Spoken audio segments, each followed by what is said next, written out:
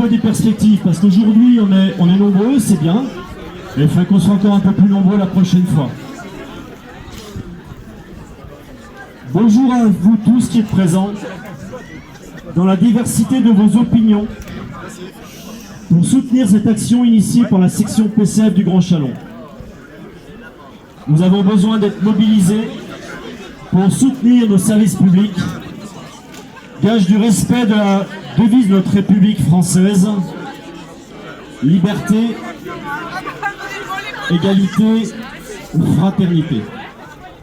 Nous sommes là aujourd'hui, ce samedi 15 février, présents pour protéger nos services publics de la santé et leur personnel en souffrance, de ne pouvoir réaliser dignement leur mission. Nous sommes ici pour demander que le budget de la santé soit à la hauteur des nécessités pour défendre la vie.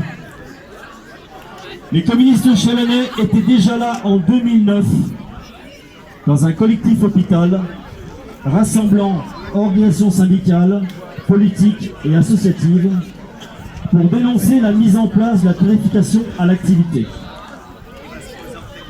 11 ans plus tard, nous constatons que les objectifs du gouvernement Sarkozy, de sa ministre de la Santé Roselyne Bachelot, de l'UMP, aujourd'hui les Républicains, parti des messieurs Plattret et Martin, ont été atteints. Oh putain. Tous les hôpitaux sont en déficit, car tous sont sous-financés à cause des règles de tarification établies, déficits qui ont conduit à des fermetures massives d'hôpitaux, de maternités et de lits. Nous dénoncions des règles qui étaient taillées pour les établissements privés. Nous pouvons constater leur essor sur le Chalonnais. L'hôpital public, les services publics dans leur ensemble souffrent de la même maladie.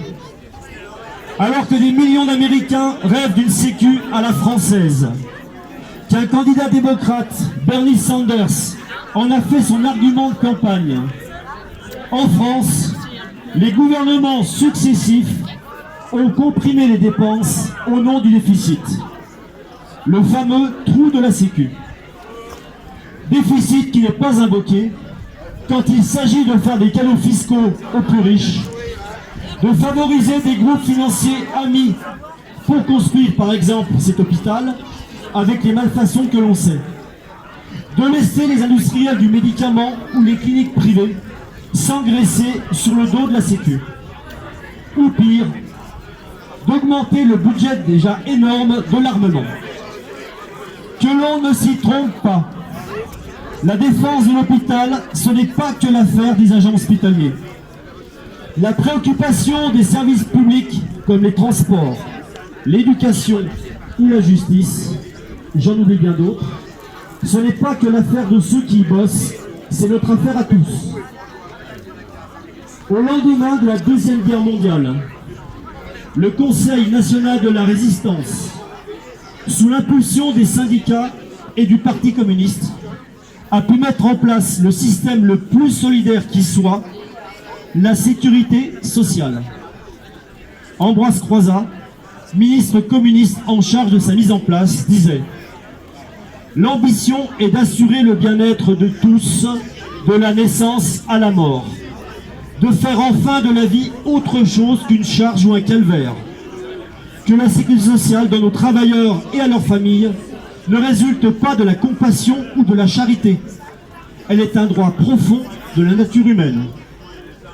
Elle sera, nous en sommes sûrs, d'une portée considérable à long terme. » Ambroise Croizat complétait « La sécurité sociale est la seule création de richesse sans capital, la seule qui ne va pas dans la poche des actionnaires, mais est directement investie pour le bien-être de nos citoyens.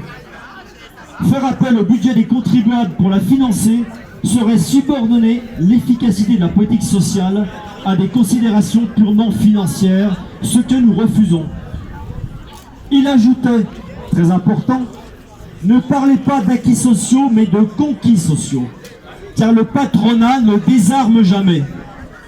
Aujourd'hui avec Macron, hier avec d'autres gouvernements, le patronat est à l'offensive contre toutes les branches de la Sécu. La maladie avec la destruction de nos services publics de santé. La vieillesse avec son projet de retraite à point. La famille avec les baisses ou les plafonnements des locations CAF. Vous avez compris que la finance veut mettre la main sur le magot que constituent les richesses gérées par notre Sécu. Pour nous, communistes, la Sécu devrait être le modèle qui préfigure un changement de système. Un modèle vertueux, solidaire, qui favorise la prévention, économe en moyens car dégager des logiques de profit, des gaspillages publicitaires, des doublons concurrentiels et au final plus écologique. Dans les 20 dernières années, notre organisation a participé ou initié plusieurs collectifs. Collectif de défense de la santé, contre la privatisation de la poste, pour défendre notre système de retraite, soutenir les écoles en zone d'éducation prioritaire, ou pour un accueil digne des migrants.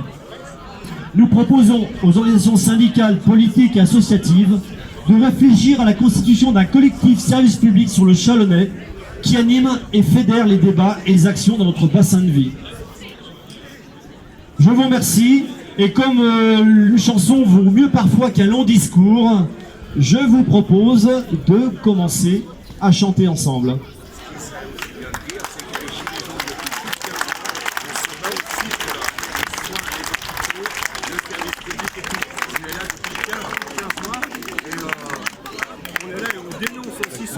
Que les soins disparaissent. Alors, le camarade à côté m'expliquait que les Gilets jaunes sont là, on les remercie.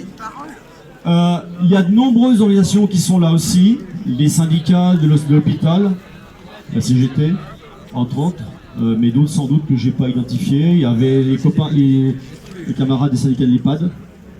Donc c'est pas la défense d'hôpital, c'est pas réservé au Parti communiste. Nous on veut que ce soit partagé par tous et qu'on aille tous dans le même sens, la défense aux services publics en général, parce que ils sont à nous et ils sont les plus à même d'exprimer la solidarité.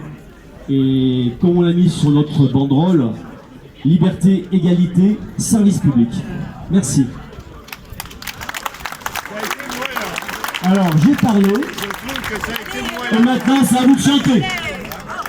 Faut pas avoir peur de dire ses opinions, hein. Nous, ça fait quand même 15 mois. J'ai pas besoin de micro, monsieur Plétret. Ça fait 15 mois qu'on est dans la rue. Tout allait si bien, ici, c'est pour faire plaisir. L'analyse abonnée, que ça lui conviendra. Soyez l'ignorant, le citoyen là-bas, on veut lui dire, on veut lui et on va agir. Ils ont baissé les chiffres, les budgets de la santé. Ils ont aidé la vie, un coup à diminuer, des délits à réduire. Ils nous prennent pour les cons, citoyens eux aussi. Alors c'est bien trop difficile. On se bat pour l'angio et pour la coro. On aime notre hosto. Macron dépense des sous pour la guerre. Quant à l'hosto, y a pénurie. Macron décide de faire la grève à la vie et à la nuit.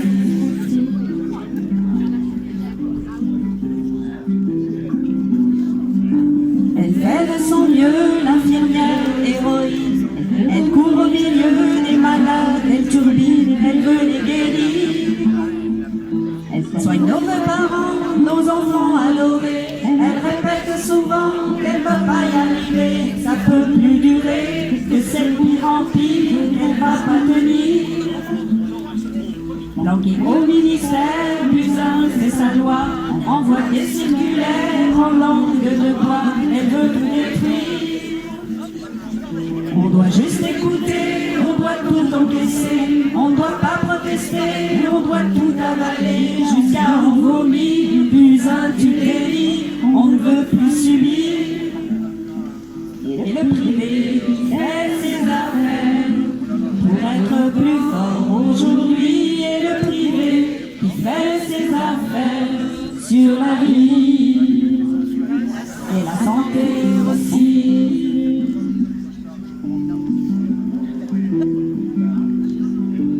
Moi je n'étais rien et voilà qu'aujourd'hui je suis le gardien de mon hôpital ce samedi, je protège son avenir.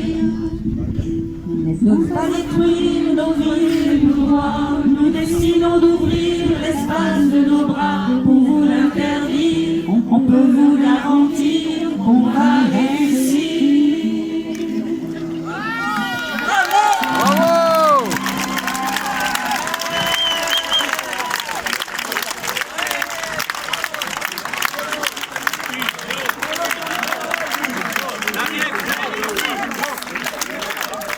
On la bise?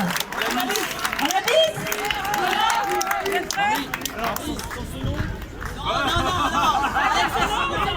Avec la sono, avec la sono.